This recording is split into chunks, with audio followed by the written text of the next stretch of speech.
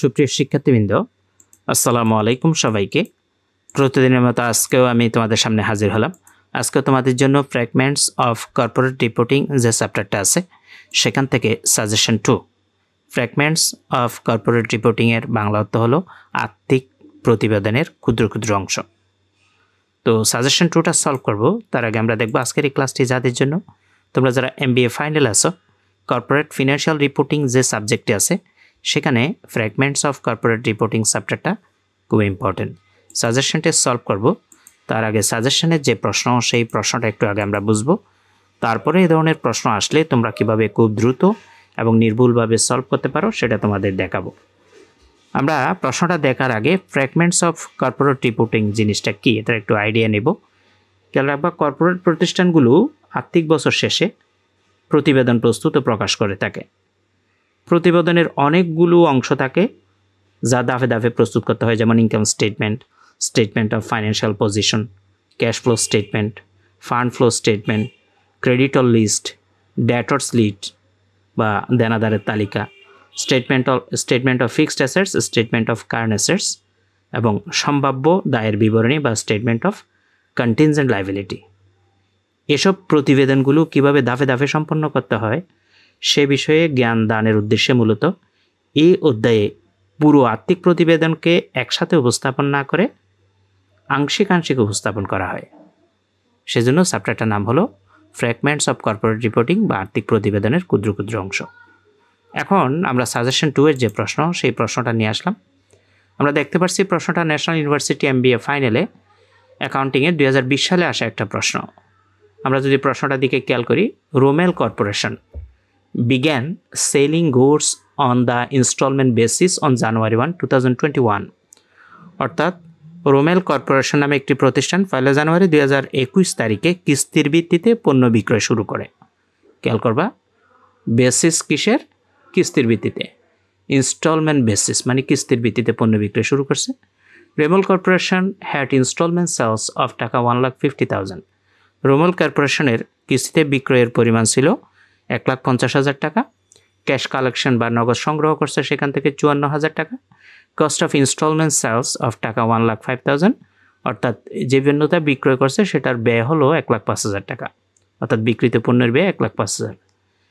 এই হলো আমাদের ট্রানজ্যাকশনগুলো। এরপরে কি বলছে দেখো, prepare the company's entry to record instalment sales, cash collected, cost of instalments, deferred gross profit and gross profit recognised using the instalment sales method. অর্থাৎ instalment sales method বা কিস্তি বিক্রয় পদ্ধতি ব্যবহার করে এই লেনদেনগুলোর জাবেদা দিতে হবে। কি কি? ইনস্টলমেন্ট সেলসের একটা, ক্যাশ কালেকশন করছে যেটা 54,000 সেটার একটা, কস্ট অফ ইনস্টলমেন্টস বিক্রিত পণ্যের ব্যয় যেটা 1,05,000 সেটার একটা, এখান থেকে যে গ্রস প্রফিট হবে সেটার একটা দিতে হবে, এবং গ্রস প্রফিট রিকগনাইজড অর্থাৎ মোট আয় চিহ্নিতকরণের একটা জাবেদা দিতে হবে। মোট 5টা ট্রানজ্যাকশনের জার্নাল দিতে হবে এখানে using instalment sales method. Instalment sales মেথডে মানে কিস্তি বিক্রয় পদ্ধতি, এটার একটা কনসেপ্ট আছে, এটা একটু ক্লিয়ার করি। খেয়াল করবা, ইনস্টলমেন্ট সেলস মেথডে বা কিস্তি বিক্রয় পদ্ধতিতে বিক্রয়ের চাইতে অর্থ সংগ্রহ করা বা অর্থ প্রাপ্তিকে বেশি গুরুত্ব দেয়। এই পদ্ধতিতে অর্থপ্রাপ্তিকে আয় হিসাবে শনাক্ত করা হয়, বিক্রয়কে নয়। মানে বিক্রয় হইলে যে আয় হয়েছে সেটা নয়, সেটা থেকে অর্থ পাইলে সেটা আয় হিসাবে চিহ্নিত করা হয়। এই পদ্ধতির পক্ষে যুক্তি হলো, যে সমস্ত ক্ষেত্রে অর্থপ্রাপ্তির পেছনে যুক্তিসঙ্গত কোনো অনুমান নিশ্চিত নয় সে সমস্ত ক্ষেত্রে অর্থ না পাওয়া পর্যন্ত আয়কে চিহ্নিত করা উচিত নয়। এটা হলো কিস্তি বিক্রয়ের একটা ধারণা। এখন আমরা এটাকে বেস করে জার্নালগুলো দিব। ওরা বলে দিচ্ছে কয়টা জার্নাল দিতে হবে।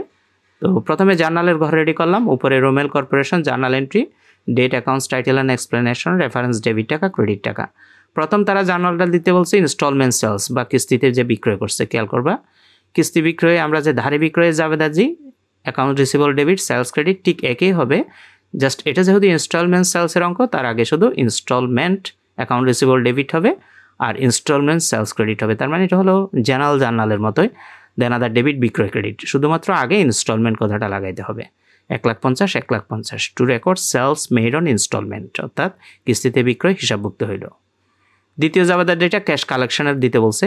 নগদে যদি আমরা দেনাদারের কাছ থেকে টাকা পাই, অর্থাৎ এই 1,50,000-এর ভিতরে 54,000 টাকা পাইছি, তাহলে ক্যাশ ডেবিট হবে। আর দেনাদার থেকে পাইলে অ্যাকাউন্টস রিসিভেবল ক্রেডিট হবে। শুধুমাত্র সে জায়গায় আগে ইনস্টলমেন্ট অ্যাকাউন্টস রিসিভেবল লিখবে, অর্থাৎ cash debit instalment account receivable credit to record cash collected on instalment account receivable বা ইনস্টলমেন্ট রিসিভেবল, অর্থাৎ কিস্তিতে বিক্রয়ে যে দেনাদার সৃষ্টি হয়েছে সেখান থেকে আমরা টাকা পাইছি। 3 নম্বর যেটা সেটা বলছে cost of installments. Cost of ইনস্টলমেন্টসের 1,05,000 টাকা, এটার একটা জাবেদা দিতে হবে। কস্ট অফ ইনস্টলমেন্ট বা বিক্রিত পণ্যের ব্যয় ডেবিট আর ইনভেন্টরি ক্রেডিট বা মজুত পণ্য ক্রেডিট। তো কস্ট অফ ইনস্টলমেন্টস 1,05,000 আর ইনভেন্টরি ক্রেডিট হবে 1,05,000। ব্যাখ্যা দিব to record cost of goods sold on instalment, মানে বিক্রিত পণ্যের ব্যয় হিসাবভুক্ত হইল। তারপরে দিতে বলছে এখানে একটা ডেফার্ড গ্রস প্রফিট সৃষ্টি হবে, বিলম্বিত মোট মুনাফা। তো এটা কীভাবে সৃষ্টি হয়? এটা মূলত আমরা যে বিক্রয় করছি যে পণ্যটা 1,50,000, সেটার ক্রয় মূল্য কত? সেটার ক্রয় মূল্য হলো আমাদের 1,05,000। তার মানে 1,50,000 টাকা বিক্রয় করছি যেটা, সেটার ক্রয় মূল্য 1,05,000। তাহলে 1,50,000 থেকে 1,05,000 যদি আমরা মাইনাস করি, আমাদের যে মাঝখানে প্রফিট সৃষ্টি হবে, অর্থাৎ 1,50,000 টাকা যে পণ্য বিক্রি করছি সেটার ক্রয় মূল্য কত? 1,05,000। তো বিক্রয় মূল্যটা বড়, তাহলে অবশ্যই প্রফিট কত? 45,000। এখন সেটার এন্ট্রি দেব। এন্ট্রি দেওয়ার সময় আমরা কী কাজ করব? পাশাপাশি এই যে ইনস্টলমেন্ট সেলস ক্রেডিট হয়েছে, ইনস্টলমেন্ট সেলসকে ক্লোজ করব ডেবিট করে, এবং cost of goods, cost of instalment sales যেটা ডেবিট হয়েছে সেটাকে ক্রেডিট করব। তার মানে ইনস্টলমেন্ট সেলস 1 নম্বর জাবেদায় ক্রেডিট হয়েছে, এখন ইনস্টলমেন্ট সেলস করব ডেবিট 1,50,000। 3 নম্বর জাবেদায় cost of instalment sales credit হয়েছে, cost of instalment sales debit হয়েছিল 1,05,000, সেটা ক্রেডিট করব কস্ট অফ ইনস্টলমেন্টস 1,05,000। আর মাঝখানে 1,50,000 এবং 1,05,000-এর মাঝখানে আমাদের যে একটা প্রফিট হয়েছে দেখো 45,000, অর্থাৎ বিক্রয় বেশি এবং ক্রয় মূল্য কম, মাঝখানে প্রফিট 1,50,000 মাইনাস 1,05,000 45,000। তো এটার একটা নাম দিতে হবে গ্রস প্রফিট বা ডেফার্ড গ্রস প্রফিট। এই ডেফার্ড গ্রস প্রফিটটা এভাবে সৃষ্টি হয় যে বিক্রয় মূল্য এবং ক্রয় মূল্যের যে পার্থক্য, সেখানে যদি বিক্রয় মূল্য বড় হয় প্রফিট হবে, গ্রস প্রফিট হবে। আর যদি দেখা যায় বিক্রয় মূল্য ছোটো, কস্ট প্রাইসটা বড়, সেক্ষেত্রে গ্রস লস হবে, তখন কিন্তু আবার ডেবিট করতে হবে। টু রেকর্ড বা to close instalment sales and cost of instalment sales for the year, অর্থাৎ ইনস্টলমেন্ট সেলস এবং কস্ট অফ ইনস্টলমেন্ট সেলস বন্ধ করা হলো। এখন আমরা দিব এখান থেকে রিকগনাইজড করব, গ্রস প্রফিট রিকগনাইজ করতে বলছে সর্বশেষ যেটা, আয় চিহ্নিত করব। আমরা আয়টা চিহ্নিত করব যে ক্যাশ কালেকশন হয়েছে, খেয়াল করো 54,000 টাকা। এটার উপরে গ্রস প্রফিটের রেট যদি আমরা প্রয়োগ করি, তাহলে কিন্তু আমরা ডেফার্ড গ্রস প্রফিটের যে আয়টা সেটা চিহ্নিত করতে পারবো। তো সেটার জন্য আমাদেরকে একটা ছোট্ট ওয়ার্কিং করতে হবে। আমি পরবর্তী পেজে আসলাম, পরবর্তী পেজে এসে প্রথমে গ্রস প্রফিট রেট বের করব আগে। তো calculation of deferred gross profit দিয়ে কোলন দিব, রেট অফ গ্রস প্রফিট বা গ্রস প্রফিট রেট সমান গ্রস প্রফিট রেটের সূত্র হলো উপরে গ্রস প্রফিট নিচে instalment sales into 100। Gross profit হবে 45,000, খেয়াল করো আমরা কিছুক্ষণ আগে বের করছি, তাছাড়া গ্রস প্রফিট এখানেও বের করে দেখাচ্ছি। গ্রস প্রফিট সমান হলো ইনস্টলমেন্ট সেলস থেকে cost of instalment sales minus করা। তার মানে আমাদের ইনস্টলমেন্ট সেলস হয়েছিল 1,50,000 আর সেটার ব্যয় হয়েছিল, কস্ট হয়েছিল 1,05,000, 45,000। এই গ্রস প্রফিট উপরে বসাইলাম, ইনস্টলমেন্ট সেলস যেটা নিচে সেটা নিচে বসাইলাম, 100 দিয়ে গুণ দিব। 45,000-কে 1,50,000 দিয়ে ভাগ করে 100 দিয়ে গুণ করলে আমরা 30% পাইলাম। এটা হলো রেট অফ গ্রস প্রফিট। এই রেট অফ গ্রস প্রফিটের পার্সেন্টটা আমরা ক্যাশ কালেকশনের উপর প্রয়োগ করে দিলেই ডেফার্ড গ্রস প্রফিট পাবো। দেয়ারফর ডেফার্ড গ্রস প্রফিট সমান ক্যাশ কালেকশন ইন্টু 30%। 54,000 টাকার 30% হলো 16,200।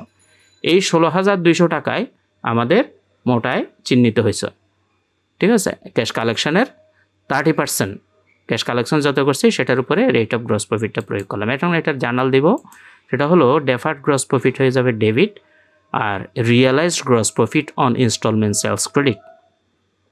ডেফার্ড গ্রস প্রফিটকে ডেবিট করতে হবে, realized gross profit on installment সেলসকে ক্রেডিট করতে হবে 16,200 যেটা বের করছি। To remove from deferred gross profit the profit realize through collection, অর্থাৎ বিলম্বিত স্থূল মুনাফা থেকে মুনাফা সংগ্রহের মাধ্যমে আমরা এটা বের করলাম। তো এই ছিল আমাদের আজকে ক্লাসগুলো ভালো লাগলে অবশ্যই লাইক কমেন্ট শেয়ার করবা।